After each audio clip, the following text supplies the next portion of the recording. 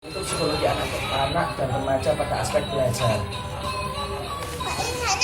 Yang pertama adalah tahap sensori motorik pada anak usia 0 sampai 2 tahun. Yaitu apa? Kalau tahap sensori motorik ini lebih pada perkembangan motorik kasar dan halus. Ya, ingat. Apa itu? Motorik kasar dan halus. Jadi apa? Anak-anak itu kita ajarkan untuk bagaimana cara memegang, bagaimana cara meremas, bagaimana cara melukis. Ada banyak hal. Makanya semuanya dibuka cara melatih motorik kasar dan halus pada anak.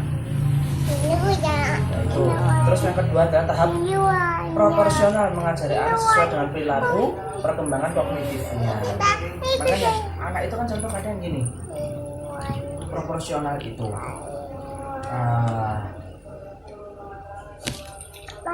terkadang karena pengaruh lingkungan, sehingga anak itu ketika berbicara dia itu sukanya mengumpat. Nah, boleh apa tidak? Tidak boleh. Itu yang sesuai dengan perkembangan. Terkadang apa? Anak SD, anak usia 3 tahun, dia sudah diajari untuk berpacaran, pantas atau tidak? Tidak. Makanya anak itu diajarkan sesuai dengan tahap perkembangannya. 0 sampai 2 tahun tadi diajarkan untuk motorik halus. 2 sampai 4 sampai 5 tahun bisa dikatakan dia diajarkan apa? Nilai moral, bisa dikatakan motorik kasarnya dia. Makanya ajarkan anak sesuai dengan perkembangannya. Jangan sampai anak-anak diajak untuk melihat film porno, terjadi apa? Kan nggak sesuai dengan perkembangannya. Lupa itu apa? Perkembangan kognitif, berarti perkembangan pola pikir. Kalau perkembangan pola pikirnya otomatis anak-anak itu diajak main logika. Kira-kira kalau contoh baju itu ditaruh di bawah, pantas apa tidak? Ya, makanya anak-anak kita ajari untuk membereskan baju itu. Anak-anak itu kalau diajak berpikir dia itu suka kok, dan tidak diulangi lagi. Walaupun itu masih diulang, tetap kita ajarkan hal yang sama. Jadi apa? Bagaimana caranya? Contoh, habis makan atau habis minum ditaruh di mana? Nah, pembiasaan itulah yang seharusnya kita ajarkan. Makanya nilai kognitif itu apa? Berpikir, kenapa sih habis makan itu piring itu ditaruh di wastafel? Ya, nggak ditaruh aja di bawah. Kenapa harus ditaruh di wastafel? Nah, di sana. Makanya anak-anak itu sebagai orang tua yang baik itu jangan sampai sakel kepada anak. Tapi juga anak itu diajak berpikir. Apa alasannya mereka tidak boleh berbuat yang seperti itu? Kenapa sama temannya dia harus menyayangi? Kenapa dia harus berbicara yang lembut? Kenapa dia itu harus berperilaku yang baik? Alasannya apa? Kita ajarkan terus. Makanya dalam perkembangan tahap proporsional, praoperasional ini, anak itu kita ajarkan apa? Nilai-nilai moral. Moral yang bagus itu bagaimana? Boleh nggak kira-kira memukul teman itu? Boleh nggak mencubit teman itu? Loh, dari sana. Makanya kita harus berpikir, jangan sampai kita egois. Anakku seperti itu udah bagus, jangan. Tapi apa? Anak itu kita tetap ajarkan bagaimana caranya berperilaku, bertindak. Makanya habis praoperasional baru tahap operasional, tahap konkretnya. Menggunakan alat peraga, contoh. Nah, kalau mewarna itu seperti ini loh yang bagus. Nah, ini baru masuk pada tahap motorik kasar. Ya, terus selain alat peraga mungkin dia itu bermain. Bagaimana sih cara menjaga mainan itu agar tidak mudah rusak? Kalau anak kita biarkan yang main itu pakai tidak karu-karuan. Tapi kalau anak kita ajarkan bagaimana caranya untuk menjaga mainan, insya Allah dia akan dijaga. Terus, yang kedua, mengadakan ilustrasi. Nah, kita kasih contoh seperti mainan tadi, mainan yang rusak dan mainan yang masih bagus. Makanya kita mengingatkan anak, kita mengajarkan anak itu pun ada alasannya. Jangan sampai anak itu pokoknya harus seperti ini, tidak boleh. Sampai tidak boleh seperti ini karena ini. sampai tidak boleh seperti ini karena halnya dampaknya seperti ini. Harus wajib itu ada logikanya, ada pola pikirnya, ada dampaknya. Anak itu pun tidak tahu kalau nggak kita kasih tahu. Contoh, kenapa sih kok kita terus bermain itu harus sama-sama sesama jenis, kok nggak lawan jenis aja? Mungkin untuk menjaga harkat dan martabat.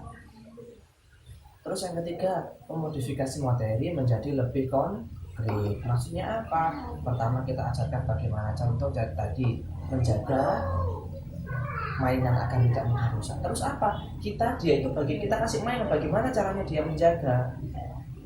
Nanti kalau dia contoh diberantakin mainannya, kita ingatkan. Nah, jangan seperti ini. Bagaimana? Yuk, kalau mainannya rusak adik mau tak? Nah, diajarkan dengan hal yang konkret. Terus menyederhanakan materi yang bersifat abstrak. Maksudnya menyederhanakan materi, kadang anak itu memahami apa tidak sih pembicaraan orang tua itu sebenarnya. Contoh ketika orang tua itu berbicara tentang pekerjaan, memahami apa tidak? Sebenarnya tidak memahami. Tapi apa? Bagaimana orang tua itu memberikan pengertian tentang pekerjaannya kepada anak. Nah, ayah ini bekerja sampai tahu, mungkin orang tuanya bekerja sebagai sopir, sampai tahu mobil di luar itu, ya. Nah, ayah itu bekerja sebagai sopir, yang mengemudikan. Oh, ayah kerja sebagai sopir, iya. Gimana caranya seperti ini? Ya. Jadi kita kasih tahu mereka, dan anak-anak itu pasti rasa ingin tahunya mereka itu amat sangat tinggi banget. Semua hal ditanyakan. Makanya orang tua tidak boleh bosan dalam membimbing. Dan anak itu pun butuhnya tadi itu hal yang konkret, hal yang nyata, langsung dipraktekkan. Nggak boleh, maaf, orang tua itu habis berbicara tapi perilakunya berbeda. Contoh, orang tua berbicara, nah nggak boleh, jangan taruh di sini ya piringnya, taruh di wastafel. Tapi orang tua sendiri taruh di situ, ditaruh di bawah kolong kursi.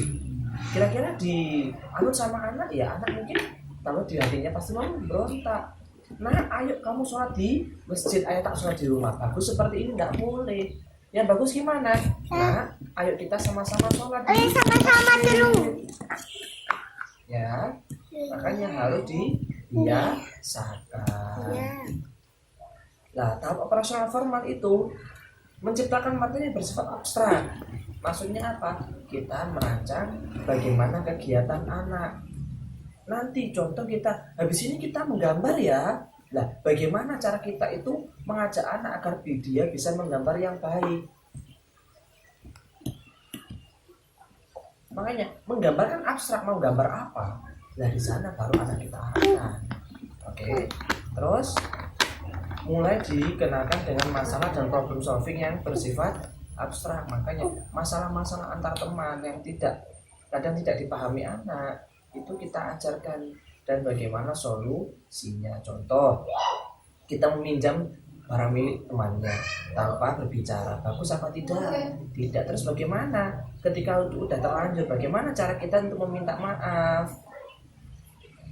Ya, semuanya diajarkan. Ingat, anak itu bukan hanya diajarkan saklek pokoknya harus kita, tidak boleh, tapi anak juga harus dikasih tahu dampak positif dan negatifnya dan bagaimana penerapannya. Kenapa? Anak itu diajak berpikir supaya dia itu bisa memahami. Enggak pokoknya dan pokoknya. Oke? Ada yang bertanya? Ya wis.